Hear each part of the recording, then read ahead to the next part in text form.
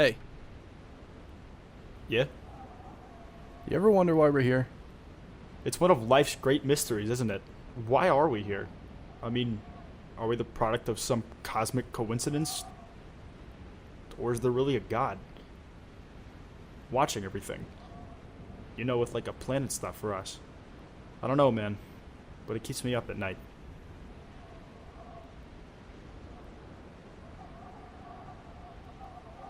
What? I mean, why are we out here on this bridge? Oh. Yeah. What was all that stuff about God? Oh, nothing. Do you want to talk about it?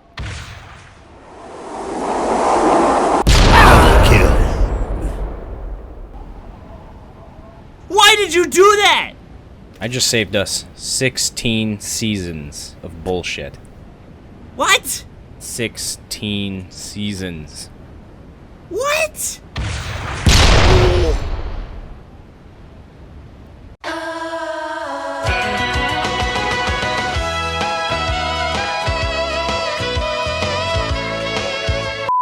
From the perspective of a filmmaker, I've always wanted to go in depth about what machinima is as a genre. I'm curious about how it holds up through time due to its fixed virtual space and how stringent game rules affect the craft. However, it seems that machinimas by its traditional definition have faded away in a time not so long ago. Source Filmmaker and easily obtainable 3D animation software has made making machinima obsolete as a current storytelling medium. Not to mention that recording stuff in games now is more about showing off gameplay rather than trying to tell a story. As much as my nostalgia yearns for more, the concept itself has aged poorly. So let's take a deeper look at this and talk about how machinimas created an interesting landscape today and what happened to them.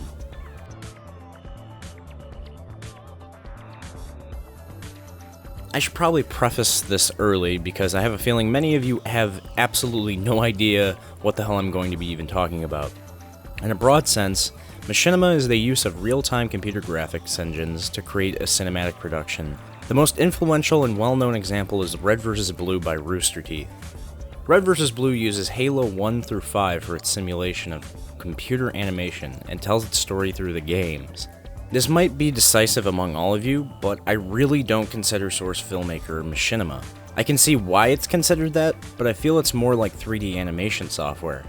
You aren't limited to character models or constraints from a video game. The charm that comes from machinima is how limited it all is, and how well you can work within it. The fact that people can potentially briefly suspend your disbelief by telling a story with a game you know the context for is pretty admirable. So for posterity's sake, this video is not going to include them as examples. But don't worry, they'll get their own video soon enough. So what did happen to machinimas?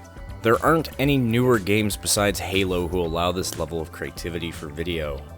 Name one game who has any clip-making tools or video-inspired features to create machinimas at all.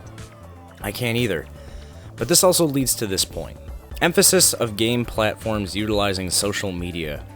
Sharing gameplay and clips on major social media networks has become a priority to companies in the past few years. Developers want to make a simple way of sharing something quick and digestible to show off, instead of trying to create a story through their games. I can understand this approach in today's emphasis on memes and quick content. Source Filmmaker and the ease of access of 3D animation. It is easier than ever to create more visually interesting and complex movies with 3D animation than ever before. Even though I'm making this video to give attention to the subject and my nostalgia for it, I couldn't say that machinima is better than Source Filmmaker or Maya unironically. I also wouldn't even think twice if I had to pick between the two. Well, let's be honest, this looks so tacky.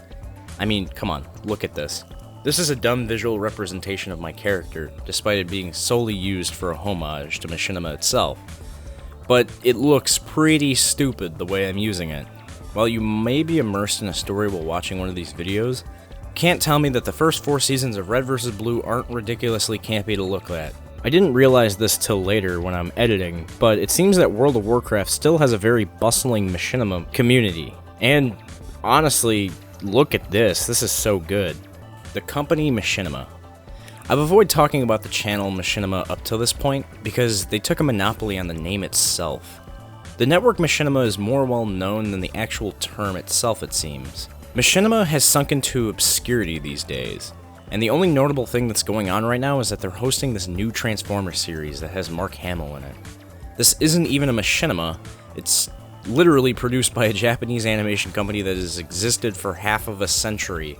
Machinima used to be a home to creations like Civil Protection, RB and the Chief, and Pre-Game Lobby. And I'm pretty sure I'm the only person who remembers Pre-Game Lobby here. Tell him his parents hate him, that he's adopted. What? What's wrong? Got balls in your mouth? Well, at least I'm not adopted and I have parents who like me. What? You heard me, bitch. I bet your real parents killed themselves when they had you. I hope you realize that I never said any of this was explicitly good.